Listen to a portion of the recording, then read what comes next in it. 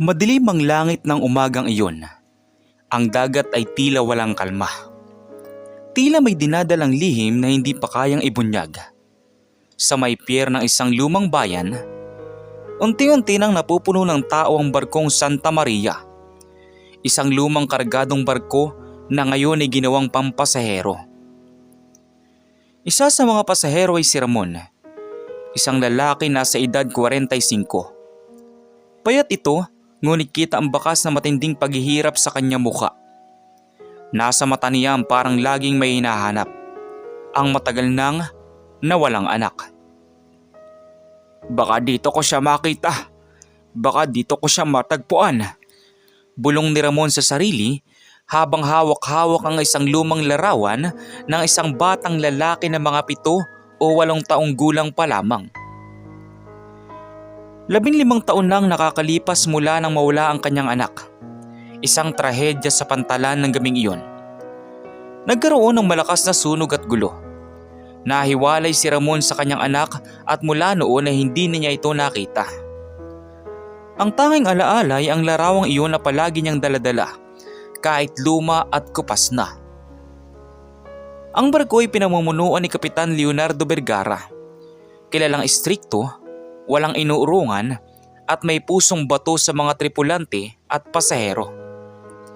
Malaki ang kanyang katawan, may bigote at malalim ang tinig.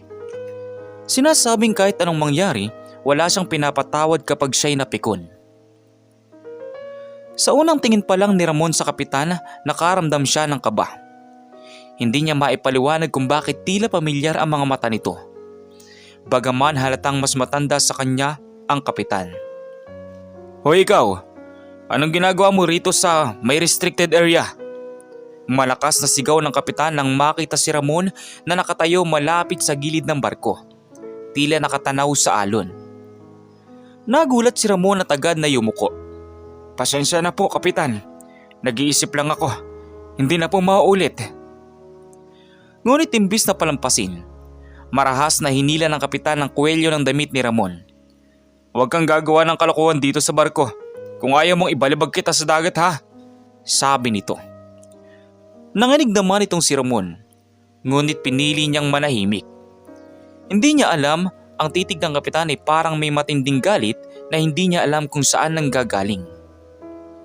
Samantala sa ilalim ng deck, abala ang isang batang tripulante na si Marco, nasa edad 24. Tahimik lamang ito, laging nakayuko, ngunit may kakaibang tapang sa mga mata. Hindi siya pala salita, ngunit maraming nagtitiwala sa kanya dahil sa kasipagan at tapang sa trabaho. Ngunit may lihim si Marco. Siya ay isang ulila. Bata pa lamang siya ay iniwan sa ampunan. At ang tanging alaala niya sa nakaraan ay ang isang kwintas na may maliit na ukit ng pangalang Ramon. Hindi niya alam kung kanino ito galing. Ama ba, ina, o kung sino man. Basta't iyon lang ang iniwan sa kanya. At iyon ang naging tanging piraso ng kanyang nakaraan. Isang gabi, habang malakas ang alon at natatakot ang mga pasahero, nagkaroon ng kaguluhan. May nagulat na nawawala ang isang mahalagang kargamento. Mga kahong naglalaman ng kontrata ayon sa bulong-bulungan. Agad na pinatawag ng kapitan ang lahat ng nasa deck. Isa-isa niyang tinitigan ng mga tao. At ang kanyang hinala ay tumuon kay Ramon. Sigurado kung may kinalaman ka rito, singhal ng kapitan habang tinuturo si Ramon. Nagulat naman ang lahat. Ako po, wala akong alam dyan kapitan. Nanginginig na tugon ni Ramon. Sinungaling, nakita kitang palaging pakalat-kialat dito sa may cargo area. Ikaw lang may motibo. Wala po akong intensyon kapitan. Ang totoo ay may nahanap lang po ako. Hindi na siya nakapagtapos ng sasabihin dahil biglang itinulak siya ng kapitan. Kung ganyan, wala kang karapatang mabuhay pa sa barko ko, singhal ng kapitan. At sa isang iglap, tinulak ng kapitan si Ramon mula sa gilid ng barko. Parang mabagal ang lahat sa pandinig ni Ramon. Narinig niya ang sigaw ng ilang pasahero. Nakita niya ang madilim na kalangitan at ang dagat na tila nagbubukas ng bibig upang siya'y lamunin. Sa kanyang pagbagsak, maigpit niyang hawak pa rin ang lumang litrato ng kanyang anak. Dumagungdong ang tunog nang bumagsak siya sa tubig. Pilit siyang lumalangoy ngunit malakas ang agos at malalakas ang hampas ng alon. Diyos ko, kung ito na ang katapusan ko, sana man lang makita ko pa siya. Anak ko! Bulong ni Ramon habang lumulubog.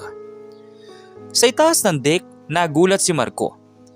Hindi niya kinaya ang kanyang nakita. Tumalon siya upang iligtas ang lalaking tinulak ng kapitan. Wala siyang inisip kundi ang mailigtas ito.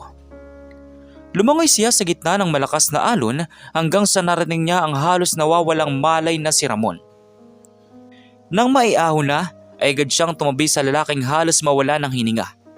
At doon niya napansin ang isang bagay, ito ay ang lumang larawan na hawak nito. Nanlaki ang mata ni Marco. Ang batang nasa litrato, siya mismo. Siya ang batang iyon. Nanginginig ang kanyang kamay habang dahan-dahang kinuha ang litrato. Panginoon ko, ito ako. Ibig sabihin, siya ang matagal ko nang hinahanap na ama. Ngunit ang ama na iyon, si Ramon, ay wala ng malay.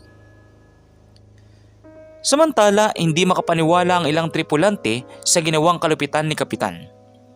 Ngunit walang naglakas ng loob na lumaban. Ang iilan lamang na nakakita kung paano iniligtas ni Marco si Ramon ang nakakaalam ng buong katotohanan. At doon, nagsimula ang mas matinding kaba. Dahil kung malalaman ng kapitan na iniligtas ni Marco ang lalaking kanyang itinapon, tsak na buhay din niya ang kapalit. Ngunit sa kabila ng takot, buo ang loob ni Marco. Kahit ikapahamak pa niya. Hindi niya hayaan na mamatay ang lalaking iyon. Ang lalaking hindi niya alam ay ama pala niya. Samantala sa kabilang banda naman, tahimik ang gabi matapos ang kaguluhan. Ang mga pasahero ay nagsisiksikan sa kani-kanilang silid. Takot na baka may sumunod pang gulo. Sa isang maliit na silid sa ilalim ng barko, nakahiga si Ramon. Halos wala pa ring malay. Basa pa ang buong katawan. Nanginginig sa lamig ngunit pilit siyang binuhay ni Marcos sa pamamagitan ng pag-init ng kumot at pagbibigay ng tubig. Sandali lang tatay. Ginoo. Bulong ni Marco habang inaasikaso ang sugatang si Ramon. Napatigil naman siya. Kanina pa paulit-ulit sa isipan niya ang larawang nakita. Ang batang iyon ay siya mismo. Hindi siya pwedeng magkamali.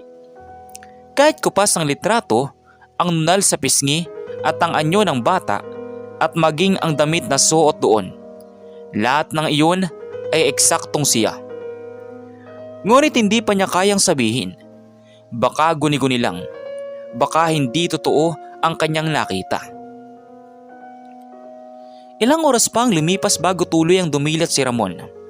Nang makita niya si Marco na nakaupo sa gilid, ay agad siyang napaluha. Ikaw ang nagligtas sa akin? May hinahong tanong ni Ramon. Tumango naman itong si Marco. Opo, mabuti at hindi ka binitawan ng alon, sabi ni Marco. Dahan-dahan ay umupo si Ramon. Maigpit pa ring hawak ang litrato ng kanyang anak.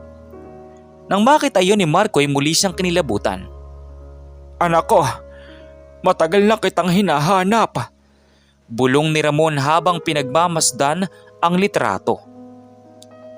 Hindi nakatiis si Marco at tinanong ang matanda. Sino po ba siya? Tanong ni Marco. Nagiba ang boses ni Ramon.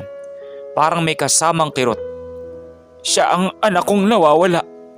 15 taon nang nakalipas. Hindi ko na alam kung buhay pa siya o kung nasaan na.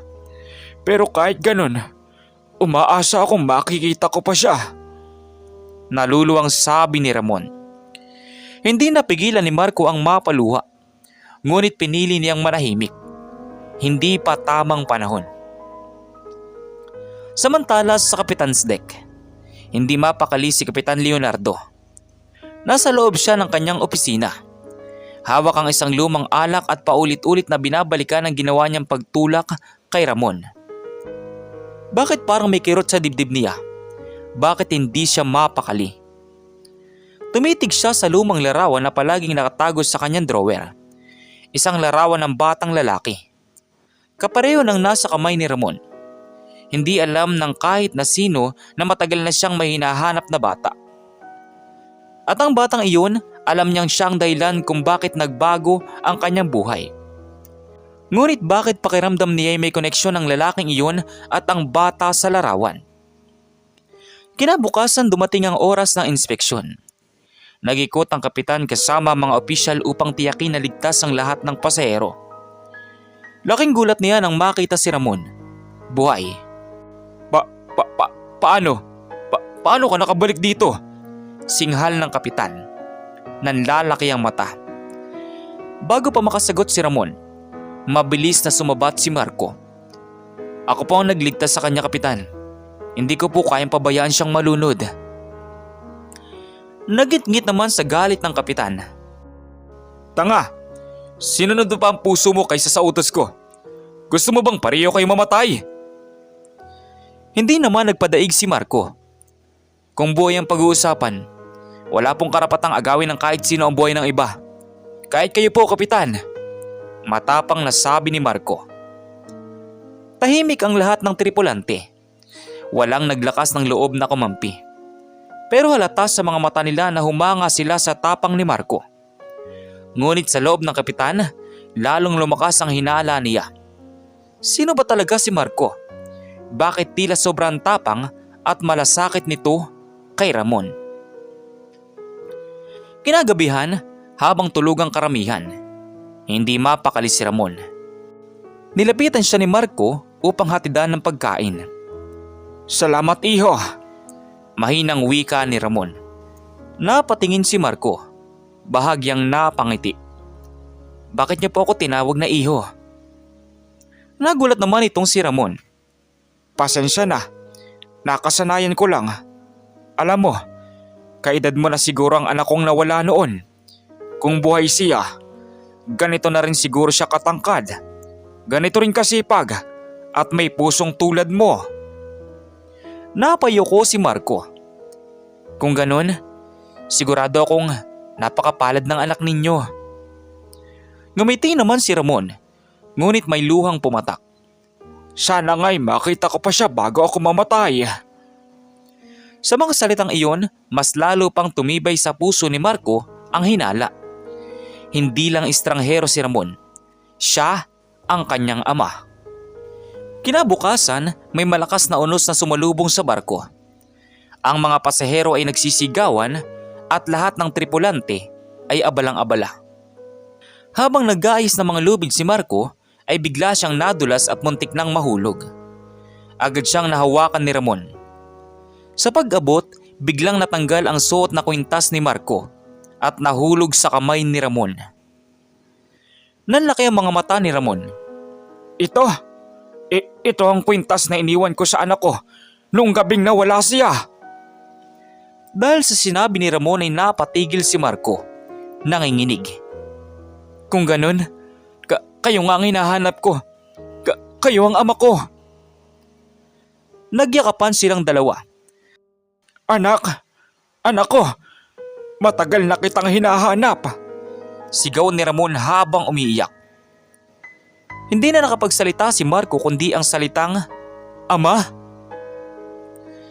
Dahil doon ay hindi natuwa ang kapitan sa nasaksihan. Sa halip ay lalong nag-apoy ang kanyang galit. Hindi pwedeng mangyari ito, sigaw ni Kapitan Leonardo. Wala kayong karapatan na magkita. Lahat ng ito'y magiging kapahamakan lang. Naguguluhan si Ramon at Marco. Anong ibig mong sabihin, Kapitan? Tanong ni Ramon. Tumawa ang kapitan, puno ng pait. Kung alam niyo lang, matagal ko nang pinatay ang nakaraan ninyo at hindi ko hahayaang bumalik iyon ngayon, sabi ng kapitan. Nang mga oras na yun, malakas ang ulan. Tila binabalot ng dilim ang buong karagatan. Ang barko'y halos sumuko sa bawat hampas ng malalakas na alon. Sa gitna ng kaguluhan, naroon sina Ramon, Marco at ang galit na Kapitan Leonardo. "Huwag kayong magpanggap na parang mag-ama," sigaw ng kapitan. Halos mabingi ang lahat sa lakas ng tinig. "Hindi nyo alam kung anong panganib ang dala ng pagkikita ninyong dalawa," sigaw pa nito. Naguguluhan si Ramon. "Anong ibig mong sabihin? Bakit ba parang ikaw ang galit na makita kaming muling nagtagpo ng anak ko?" Nanlaki ang mata naman ni Marco, puno ng kaba. "Kapitan, kayo bang may kinalaman kung bakit nawala ako noon?" tanong ni Marco. Humalakak na mapait si Kapitan Leonardo. "Oo, ako ang dahilan. Ako ang kumuha sa batang yan. 15 taon nang nakakalipas." Parang binuhusan ng yelo si Ramon. "Ano? Bakit mo ginawa iyon? Hayop ka!" Galit na sigaw ni Ramon. Nag-iba ang mukha ng kapitan, tila puno ng sakit. "Dahil ang ama mo, Ramon, ang sumira sa buhay ko. Ang iyong ama ang kumuha ng lahat sa akin. Trabaho, dangal, at pamilya. At nang mamatay siya, ikaw ang natira. Ang tanging paraan para makaganti ay agawin ang pinakamahalagang bagay sa iyo. Walang iba, kundi ang anak mo." Dahil sa narinig ay nanginig si Ramon. "Walang kinalaman si Marcos sa galit mo.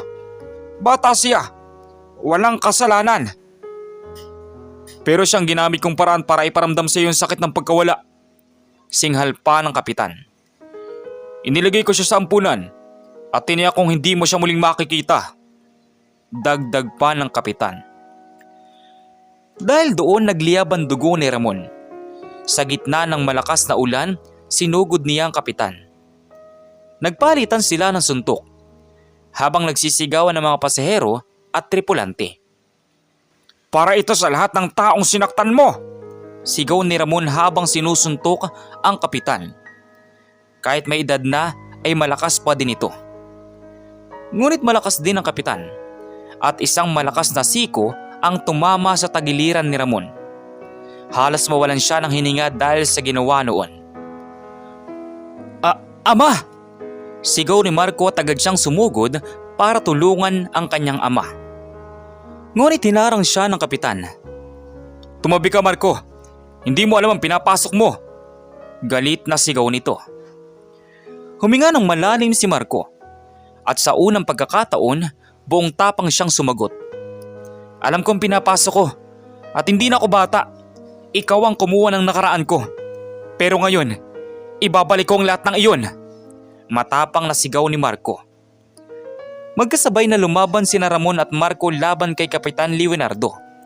Ang kanilang galit, pighati at paghahanap ng hustisya ang nagsilbing lakas nila.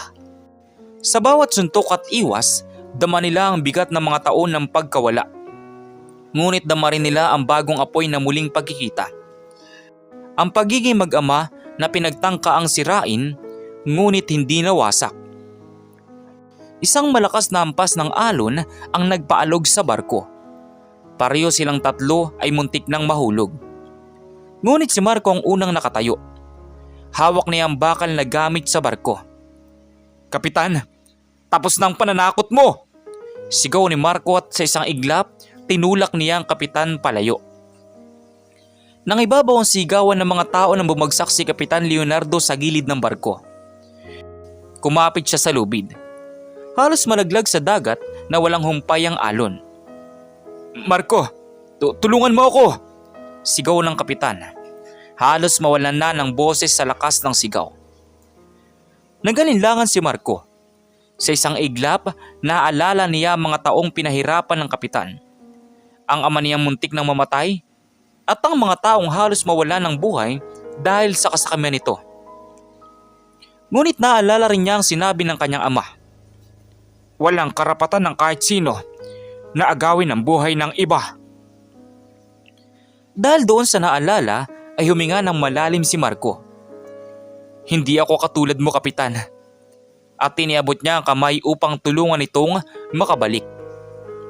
Ngunit bago pa siya makapitan ng buo, binitawan ng kapitan ang lubid. Mas mabuti pang ako na lang ang matapos kaysa makita kayong matagumpay. At sa isang iglap, nilamon ng dagat ang kapitan. Kinabukasan, matapos ang malagim na unos, sumikat ang araw. Tahimik ang dagat para bang nilinis ang lahat ng sugat ng nakaraan. Nasa deck sina Ramon at Marco, magkasamang nakaupo habang pinagmamasdan ng liwanag ng umaga. Anak, hindi ko alam kung paano ko maibabalik ang lahat ng nawala sa atin. Pero nangangako ako, mula ngayon, hindi na kita hahayaan. Wika ni Ramon, nangingilid ang luha habang kinakausap ang anak. Ngumiti naman si Marco. Hindi ko rin alam kung paano ko tatanggapin agad ang lahat. Pero isa lang ang sigurado. Simula ngayon, buo na ulit ako. Dahil nahanap ko ng matagal kong hinahanap. Walang iba, kundi ikaw, ama ko. Sabi ni Marco. Nagyakapan silang dalawa. Habang ang mga pasahero at tripulante ay tahimik na nakamasid. Sa unang pagkakataon, hindi takot kundi pag-asa ang nadama ng lahat sa barkong iyon. Lumipas sa mga buwan at tuluyan ang nakabalik sa pampang ang barko. Ibinahagi ni Ramon at Marco ang kanilang kwento at nagsimula silang muling buuin ang buhay bilang mag-ama. Hindi man kayang burahin ang sakit ng nakaraan. Nagsilbing aral iyon sa kanila na ang dugo at pagmamahal ay hindi kailanman kayang sirain ng sinuman.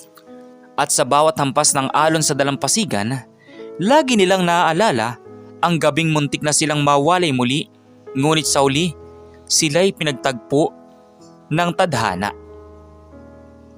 Kayo, ano pong masasabi nyo sa maiksing kwento natin ngayon? At kung anong mga aral po ang mga natutunan ninyo? Maaari nyo po bang i-comment dun sa baba dun sa comment section para muli ko pong mabasa? So once again, inuulit ko pong muli. Ako po si Tamoxki TV. Kita-kita po tayong muli sa mga susunod pa nating maraming mga video. Thank you and God bless you all. Peace out.